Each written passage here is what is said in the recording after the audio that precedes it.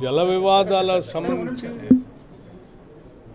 చట్టబద్ధంగా కొన్ని కార్యకలాపాలు జరుగుతూ ఉంటాయి. రెండు రాష్ట్రాలు చట్టబద్ధంగానే జరుగుతాయి. తెలంగాణ రాష్ట్ర ప్రయోజనాలు కూడా వాటా ప్రకారం ఆ రాష్ట్ర ప్రయోజనాలు అయిపోయిన తర్వాత ఆంధ్రాను వాడుకోమని చెప్తా ఉన్నాం తప్ప వేరే ప్రాజెక్టులన్నీ పూర్తయిన తర్వాతనే జలాలు ఎన్ని మిగిలి ఉన్నాయని తెలుస్తుంది. సహజంగా నేను గతంలో కూడా ఒకసారి చెప్పాను,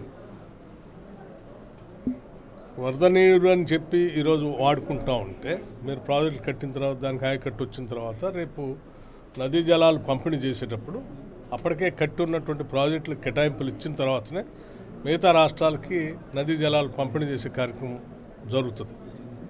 అలా జరిగినప్పుడు తెలంగాణలో ఎప్పటికే కట్టాల్సినటువంటి ప్రాజెక్టులన్నీ పూర్తయిన తర్వాత ఆ ప్రాజెక్టులు పూర్తయిన తర్వాత మిగిలినటువంటి వరద జలాల్లో ఆ రాష్ట్రానికి ఎన్ని పోతాయో వాళ్ళకి, ఈ రాష్ట్రానికి ఎన్ని వస్తాయో ఈ రాష్ట్రానికి కేటాయింపులు చేసి అప్పుడు ప్రాజెక్టులు కట్టుకుంటే న్యాయబద్ధంగా ఉంటుంది.